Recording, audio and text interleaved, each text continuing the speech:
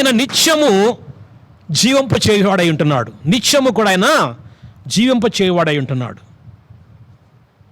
మరియు యావత్తు భూమి మీద కాపం ఉంటకు ఆయన ఒకరి నుండి ప్రతి జాతి మనుషులను సృష్టించి వారు ఒకవేళ దేవుని తడువులాడి కనుగొందరేమో అని తన్ను వెదకు నిమిత్తము నిర్ణయ కాలము వారిని నివాస స్థలం యొక్క పొలిమేరలను ఏర్పరచెను. ఆయన మనలో ఎవరికి దూరముగా ఉండేవాడు కాడు. ఏమని అంటున్నాడు ఇంక మరొక మాట, దేవుడు మనలో ఎవరికి కూడా దూరముగా ఉండేవాడు కాదండి. మరి ఎక్కడ ఉంటాడంటండి? దేవుడు ఆయన మనకు సమీపముగా ఉండు దేవుడు. ఎవరికి దూరంగా ఉండడండి. ఏ నరునికి కూడా దేవుడు దూరముగా ఉండేవాడు కాదు. ఈ మాట మనం నమ్మాలి.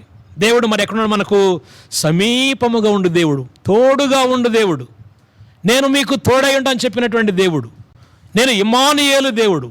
ఇమ్మానుయేలు అనగా దేవుడు మనకు తోడు అని అర్థము. చాలామంది దేవుడు ఎక్కడో ఉండాలనుకుని గట్టిగా రెండు చెవులు మూసుకుని అరుస్తూ ఉంటారు అండి. ఇక్కడ ఏమంటున్నాడు ఇక్కడ భక్తుడు? ఆయన ఎవరికి కూడా దూరంగా ఉండేవాడు కాడు. మనం ఆయన యందు బ్రతుకుచున్నాము. ఇప్పుడు మనం బ్రతికి ఎవరు చెప్పండి? ఆయన యందే మనము బ్రతుకుచున్నాము. తర్వాత చలించుచున్నాము అంటే చలనము కలిగి ఉన్నాము, తిరుగులాడుచున్నాము, ఉనికిని కలిగి ఉన్నాము. ఎప్పుడైతే ఆయన జీవం మనలో ఉంటుందో ఆ జీవమే మన దేవుడు. ఆయన మనలోనే ఉంటున్నాడు, మనతో ఉంటున్నాడు, మనకు తోడై ఉన్నాడు, మనల్ని నడిపిస్తున్నాడు, మనము చెల్లింపచేస్తున్నాడు, మనకు ఉనికిని కలిగిస్తున్నాడు. అటువల్లే మనం ఆయన సంతానమని అనేకులు మీకు చెబుతున్నారు. మీ కవీశ్వరులు కూడా కొందరు చెబుతున్నారు. కాబట్టి మనము దేవుని సంతానమై ఉండి మనుషుల యొక్క చమత్కార కల్పన వల్ల మలసబడిన బంగారమునైనను వెండినైనను రాతినైనను దైవత్వం పోలినదని తలంపకూడదు. చివరిగా ఈ వచనం చదువుకొని మనం ముగించుకుందాం. ఆఖరిగా ఈ మాట, ఆయన ఆ అజ్ఞాన కాలమునందు దేవుడు చూచి చూడట్టుగా ఉండెను, కానీ ఇప్పుడైతే అంతటను అందరూ మారు మనసు పొందవలని మనుషులకు ఆజ్ఞాపించుచున్నాడు. పూర్వకాలములో దేవుడు అటండి చూసినట్టుగా చూడనట్టుగా ఆయన వెళ్ళిపోయాడు ముందుకి. అంతగా పట్టించుకోకుండా, అంతగా వారిని నిలదీయకుండా, అంతగా వారిని తప్పు పట్టుకోకుండా, అంతగా వారిని గద్దించకుండా, అంతగా వారికి శిక్ష పెట్టుకోకుండా చూచి చూడనట్టుగా ఆయన ఆ కాలములో అలాగూ దేవుడు ఉండెను. కానీ ఇప్పుడైతే అలాగూ లేడంటండి దేవుడు. ఇప్పుడు ఎలా ఉన్నాడు చెప్పండి? ఇప్పుడైతే అందరూ, మనుషులందరూ, తర్వాత అంతటను మారు మనసు పొందవాలని దేవుడు ఏం చేస్తున్నాడు? ఇక్కడ ఆజ్ఞాపిస్తున్నాడు. ఇది దేవుని యొక్క ఆజ్ఞ. ప్రతి మానవుడు కూడా, ప్రతి నరుడు కూడా, ఎవరైతే జీవవాయువు నాసికారంధ్రంలో జీవము కలిగి ఉన్నాడు, అటువంటి జీవులన్నీ కూడా, సకల జీవులు, సర్వజీవులు, సమస్త సృష్టి కూడా ఏం కావాలంట? మార్పు చెందాలంటండి, మారు మనసు పొందాలి. తర్వాత దేవుడు ఆయననే నిజమైన దేవుడని వారు ఆయనను గ్రహించుకొని ఆయనను మాత్రమే ఆరాధించాలి, ఆయన మాత్రమే సేవించాలి, ఆయనకు లోబడాలి, ఆయనకు విధేయులు కావాలి, నిత్యము ఆయన సన్నిధిలో కనబడుతూ ఉండాలి.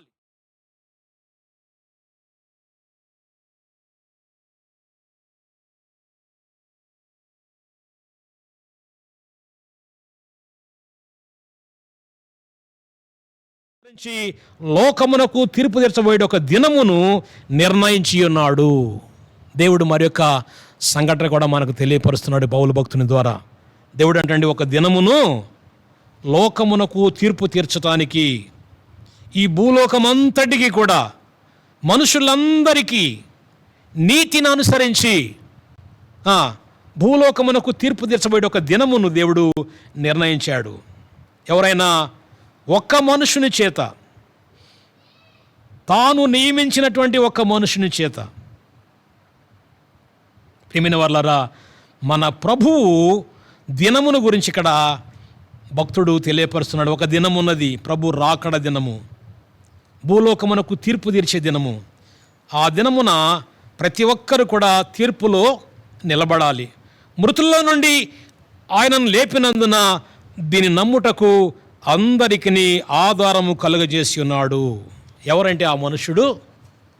ఏమండి, ఒక మనుషుడు అంటే ఎవరైనా మృతిని గెలిచి తిరిగి లేచినవాడు, శిలువ పైన ప్రాణమర్పించి సమాధి చేయబడి మూడవ నాడు మృతుల్లో నుంచి తిరిగి లేచినటువంటి ఆయన దేవుడు ఆయనకు ఈ అధికారాన్ని అనుగ్రహించాడు.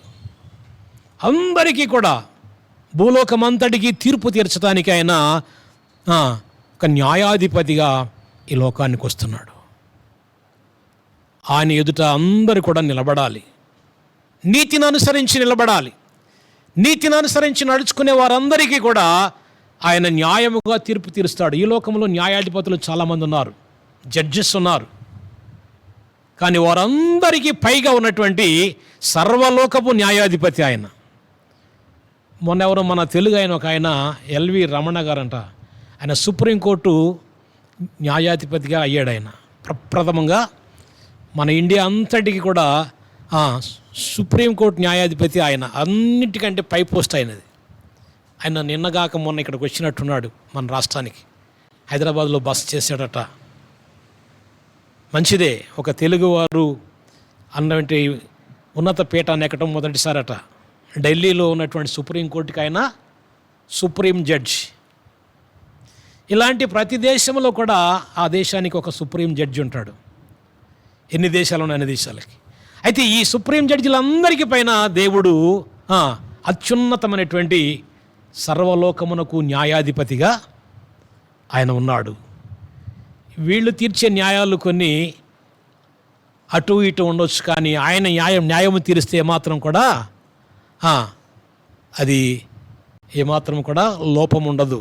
ఉన్నది ఉన్నట్టుగా, లేనిది లేనట్టుగా ఖచ్చితమైనటువంటి న్యాయముగా ఆయన సింహాసనాసీనుడై ఉన్నాడు. ఆయన యొక్క సింహాసనం ఎదుట మనమందరం కూడా ఒక దినము నిలబడాలి.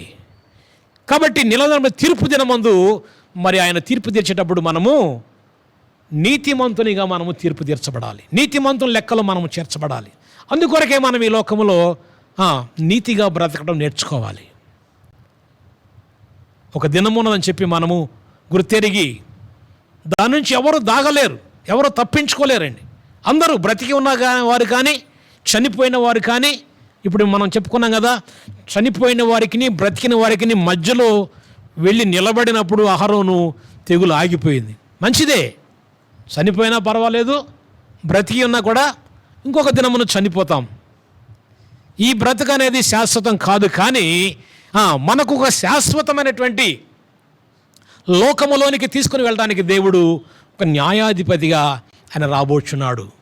అందులో మనము నీతిగా మనము ఆయన దృష్టిలో మనం కనబడినప్పుడు మనము శాశ్వతముగా మనము జీవించినటువంటి ఆ నిత్య జీవంలోనికి, నిత్యరాజ్యములోనికి దేవుడు మనల్ని చేరుస్తాడు. అక్కడ మరణం ఉండదు, అక్కడ కన్నీరు ఉండదు, అక్కడ రోగములు తెగుళ్ళు ఉండవండి, అక్కడ ఆకలి దప్పులు ఉండవు, అక్కడ చీకటి ఉండదు, దానికి అంతం ఉండదు. ఆ రాజ్యములోకి మనము ప్రవేశించడానికి దేవుడు మనను సిద్ధపరుస్తున్నాడు. ఈ లోకంలో చూస్తే అన్నీ తెగుళ్ళు, ఎప్పుడు కన్నీరు, ఎప్పుడు ఆకలి దప్పులు. ఈనాడు అనేక మంది పేదరికం అనిపిస్తున్నారు. తెగులే కాకుండా ఏమవుతుందండి, క్షామము, ఆహారము కొరవైపోతున్నది. ఒక్కొక్కరు 3 పూటలు తినేవారు ఇప్పుడు ఒకటే పూట తింటున్నారు, మీకు తెలుసలేదు.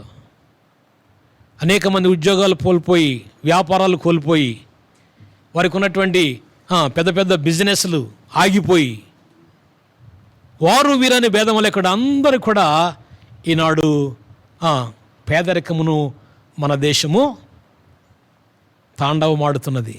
ఎంతోమంది, కోట్ల మంది పేద ప్రజలు ఉన్నారు. ఇటువంటి పరిస్థితుల్లో మరి ప్రభువు ఇవన్నిటినీ కూడా గమనిస్తున్నాడు. ఆయన ఎంతమందికి ఏది జరిగినప్పటికీ కూడా తన ప్రజలకు మాత్రం ఆయన ఏం చేస్తాడు, తప్పకుండా వారిని పోషిస్తాడు. ఆనాడు కరువు కాలంలో ఏ విధంగా 3.5 సంవత్సరాలు, ఇప్పుడు 2 సంవత్సరాలే కావచ్చు ఈ కరోనాతోటి, గత సంవత్సరము ఈ సంవత్సరము, కానీ ఆ దినాల్లో 3.5 సంవత్సరాలు పంటలు లేక వర్షాలు లేకపోతే ఆ పూటకు లేక చనిపోతున్న సమయంలో దేవుడు ఆ దేశంలో ఎంతోమంది విధవరాలు ఉన్నప్పటికీ సారేపతిలోని విధవరాలని మాత్రమే దేవుడు దర్శించాడు. ఆమెను కరువు కాలమంతా పోషించాడు. ఎందుకండి ఎంతోమంది ఉన్నారు విధవరాళ్ళు. ఏలియా అందరి యొద్దకు పంపబడలేదంట, ఆమె యొద్దకే పంపించబడ్డాడు. ఎందుకంటే ఆమె యథార్థవంతురాలు, ఉన్నది ఉన్నట్టుగా చెప్పింది, అయ్యా నా దగ్గర ఇంతే ఉన్నది అని చెప్పింది. తర్వాత చెప్పిన మాట నేను చెప్పినట్టు చేయమంటే ఆమె చెప్పినట్టు చేసింది. మొదట వెళ్ళి చిన్న అప్పము తెచ్చి నాకు తెచ్చివు అని చెప్పగానే భయముతోటి, వణకుతోటి, భక్తితోటి వెళ్ళి చేసుకొచ్చి ఇచ్చింది ఉన్న దాంట్లోనే లేమిలు. అది చూశాడు దేవుడు. మరి చాలామంది విధవరాలు ఉన్నారంట ఆ దేశంలో. అలాగే ఎలీషా కాలంలో కూడా అనేక మంది కుష్ఠరోగులు ఉన్నారు, కానీ ఎలీషా మరి ఆ కుష్ఠరోగులు ఎవరు కూడా ఎలీషా యొద్దకు పంపబడలేదట. మరొక నయమోను తప్ప అంటాడు. ప్రభువే చెప్తాడు ఈ మాట. అలాగే ఈనాడు ప్రపంచంలో ఈ తెగుల చేత ఎంతోమంది ఆకలి దప్పులుతున్నారు. తల్లిదండ్రులను కోల్పోయిన పిల్లలు ఉన్నారు, అనాథలైపోయి ఉన్నారు. భర్తను కోల్పోయిన భార్యలు ఉన్నారు, భార్యలను పోగొట్టుకున్న భర్తలు కూడా ఉన్నారు. వారు వీరు అందరినీ కోటినట్టు వృద్ధులు ఉన్నారు, అనాథలైపోయి. కొడుకులు ఆ ఇంటిని పోషించేటటువంటి ఇంటి యజమాని పోగొట్టుకొని ఆ ఇంటి వారు కన్నీటు, వారు ఎవరు తుడుస్తారు వారి కన్నీరు? ప్రియమైన వాళ్ళారా, ఇటువంటి కష్టకాలంలో కూడా నీవు నేను ప్రభువుని కనుక మనం శరణదొచ్చినట్టయితే ఆయన అద్భుతముగా మనను పోషించే దేవుడు. ప్రార్థన చేయాలి. మనము వారికిని వీరికిని మధ్య నిలబడి అహరోను చేసినట్టుగా మనము కూడా దేవునికి మరి ప్రార్థనలు నిత్యము చేస్తూనే ఉండాలి. దేవుడు మన ప్రార్థన ఆలకించువాడు. అందుకే కొంతవరకు ఈ జూన్ మాసంలో ఈ 2వ వారంలో ఈ రీతిగా దేవుడు మనం కూడుకోవటానికి సమయం ఇచ్చాడు. గత మే మాసంలో అయితే లక్షలాది మంది, ఒక్క వారంలో లక్షల మంది పాజిటివ్ కేసులు హాస్పిటల్ అడ్మిట్ అయిపోయినాయి అంటండి. ఇప్పుడు ఒక దినానికి లక్షల నుంచి వేలల్లోకి వచ్చేసింది, తగ్గుముఖం పట్టింది. అయినా కొంతమంది చెప్తున్నారు అవినొద్దు, అయినమ్మొద్దు. మనుషులు చెప్పేటటువంటి మాటలు, వాళ్ళెవరు కావచ్చు, శాస్త్రవేత్తలు కావచ్చు, గొప్ప గొప్ప విద్యావేత్తలు కావచ్చు, సైంటిస్టులు కావచ్చు, ఎన్నో పట్టభద్రులైన వారు కావచ్చు, వారి మాటలు రేపటి గురించిన ఎవరు ఏది చెప్పినా కూడా అది ఉన్నది 100% వాస్తవం అని చెప్పి మనం నమ్మి భ్రమపడకూడదు, భయపడకూడదు. ఎందుకంటే రేపటిని దేవుడు తారుమారు చేయగల దేవుడు మనకున్నాడు. ఆయన చెప్పింది సత్యం. అది మీరు మనుషుల మాటలు లక్ష్య పెట్టవద్దు. చూడండి, ఏమన్నాడు? యాయూరు ఇంటికి వెళ్ళినప్పుడు అందరూ ఏమని చెప్పారు? అయ్యా ఆమె చనిపోయింది, ఇక లాభం లేదని చెప్పాడు.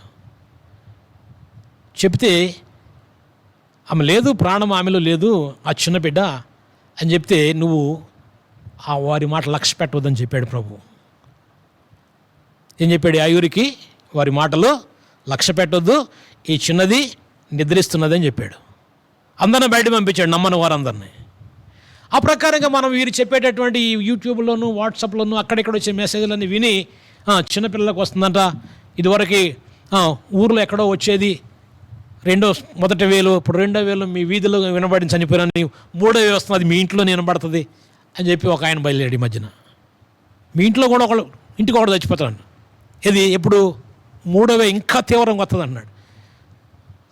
వానికి ఏం తెలుసు అండి? రేపటి గురించి వానికి ఏం తెలుసు? ఇప్పుడు అనేకమైన రాడార్లు లేకుంటే ఎన్నో ఉన్నాయి. వర్షపాతం గురించి, వర్షం తీవ్రంగా వస్తుందని చెప్తారు, వచ్చే సూచనలు ఉన్నాయని చెప్తారు. సాయంత్రానికి అది మారిపోద్ది, గాలి ఇటు తిరిగిందంటే. మేము అనుకున్నాము మారిపోయింది, వర్తమానం మళ్ళీ చెప్తారు వాళ్ళే, అటు వెళ్ళిపోయింది అది. కాబట్టి ఈ వే ఏదైతే ఉన్నదో 3rd వే అంటున్నారు, 2nd వే అంటున్నారు. ఈ వే అన్నిటినీ కొట్టివేయడానికి దేవుని యొక్క పరిశుద్ధాత్మ వే వస్తుందంట. అందుకే ఈ చీకటిలో దేవుడు గొప్ప కార్యమును చేయబోతున్నాడు. రాబో దినములో కుప్పలుగా దేవుని సన్నిధికి వస్తారు ప్రజలు, కుప్పలుగా వస్తారంటండి. కానీ వారందరినీ కూడా మనము దేవునిలో చక్కగా వారిని నడిపించడానికి మనం సిద్ధపాటు కలిగి ఉండాలి. మనము బాగా మెళకువ కలిగి ఉండాలి. వారిని నడిపించటానికి, వారిని ముందుకు నడిపించడానికి, వారికి సువార్త ప్రకటించడానికి, అనేకులను దేవుని యొక్క రాజ్యములోనికి మనము నడిపించడానికి అందుకే దేవుడు మనల్ని ఈనాడు బ్రతికించి ఉంచాడు. దేవుని ఒక పెద్ద ప్రణాళికతోటి, ఒక పర్పస్ తోటి దేవుడు మనందరినీ కూడా సజీవ లెక్కలో ఉంచి ఉన్నాడు. ఎందుకంటే సంఘము మేలుకొని ఉండాలి, గొప్ప పంట మనము సమకూర్చుకోవాలి. ఇది దేవుడు పరిశుద్ధాత్మ ద్వారా దేవుడు తెలియపరుస్తున్నాడు. అంతేగాని వచ్చే 3,000, 4,000, 5,000 అని చెప్పి ఈ 1,000 కొరకు లెక్క పెట్టుకుంటూ వాటి కొరకు బెంబేలెత్తిపోకూడదండి. లోక వార్తలు అవి, అది సువార్తలు కావయి. అందుకని ఒక మాట అంటాడు, నీతిమంతుడు దుర్వార్తకు జడియడు. కీర్తనాకారుడు అంటాడు, నీవు నేను నీతిని కలిగి ఉన్నాము, మన ప్రభువు నీతిమంతుడు అని నమ్ముట వల్ల మనం కూడా నీతిమంతులుగా దేవుడు మార్చి ఉన్నాడు. కాబట్టి ఈ నీతిమంతుడు లోకంలో వచ్చినటువంటి దుర్వార్తలకు ఏమాత్రము జడియకుండా ఉంటాడు. అదే నీతి లేనివాడైతే ప్రతిదానికి బెంబేలెత్తిపోతాడు, భయపడిపోతాడు, తన నీడను చూసి తానే బెదిరిపోతాడు, ఎవడో తరంకుండగానే పారిపోతాడు. చూడండి, మీరు గమనించండి, ఇంట్లో భర్తకు కరోనా వచ్చింది, ఆయన బతికే ఉన్నాడు, చనిపోలేదు, భార్య ఆత్మహత్య చేసుకుందండి. ఇలాంటి వార్తలు ఎన్నో వింటున్నాం. కొన్ని వినబడుతున్నాయి, కొన్ని వినబడకుండానే అయిపోతున్నాయి. ఇంకా నా బ్రతిక అయిపోయినట్టు, ఇక ఆయనకే వచ్చేసింది, ఇంకా నేను ఎందుకు బ్రతికని చెప్పి ఆత్మహత్య చేసుకు. ఏంటి, ఎవడు తరమకుండగానే పారిపోవటం అంటే అదే పిరికితనం.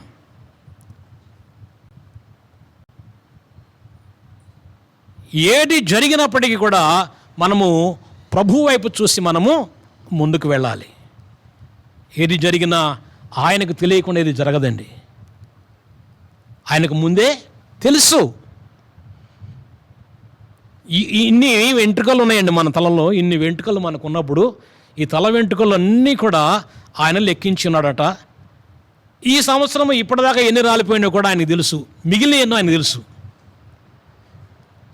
ఒక్క వెంట్రుక రాలి పడిపోవాలంటే దేవుని అనుమతి కావాలంట. అటువంటిది ఇంత శ్రద్ధ దేవుడు చూస్తున్నప్పుడు, ఇంతమంది చనిపోతుంటే, ఇన్ని కుటుంబాలు ఇంతమంది అనాథలు అయిపోతుంటే దేవునికి లెక్కద లేదా ఆయనకి? ఎందుకంటే పుట్టించిన వాడు ఆయనే కాబట్టి ఆయనకి అన్ని లెక్కలు తెలుసు. కాబట్టి సమస్తము కూడా ఆయన సమకూడి మేలు కొరకు జరిగించేవాడు. కాబట్టి ఈ చీకటి ఇప్పుడు మనము ఉన్నటువంటి ఈ పరిస్థితిలో మనము కలవరపడకూడదు. నిబ్బరము కలిగి ప్రభు సన్నిధిలో మనము వెలుగెత్తి ప్రార్థన చేసి నశించిపోతున్న వారి కొరకు, మనం క్షేమంగా ఉన్నాం మంచిదే, కానీ ఎందుకున్నాం మనం క్షేమంగా? నశించిపోతున్న వారి కొరకు ప్రార్థన చేయడానికి, విజ్ఞాపన చేయడానికి. ఇప్పుడు మోషే అహరోనులను ప్రక్కకి వెళ్ళిపోమంటే వాళ్ళు వెళ్ళిపోతే వాళ్ళు బ్రతికిపోతారు కదా, ఈ తిరుగుబాటు వేసిన చచ్చిపోతారు. కానీ మోషే అహరోనులు అలా చేశారా?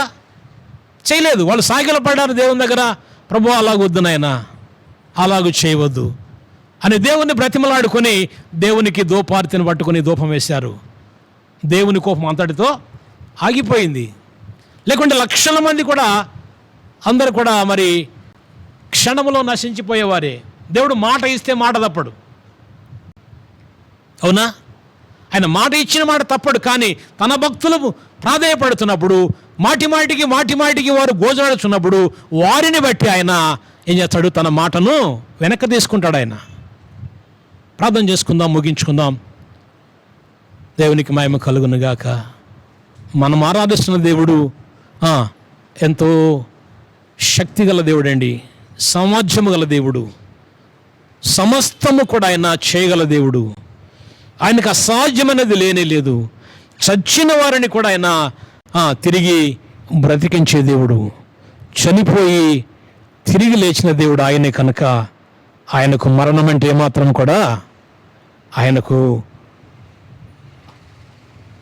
అంత బలమైనది కాదు ఆయన దృష్టిలో. నరులమైనటువంటి మనకు మరణం అంటే అది ఎంతో గొప్పదని చెప్పి దాని గురించి చెప్పుకుంటాం. కానీ మరణము కంటే బలమైన ప్రేమగల దేవుడు మనకున్నాడు.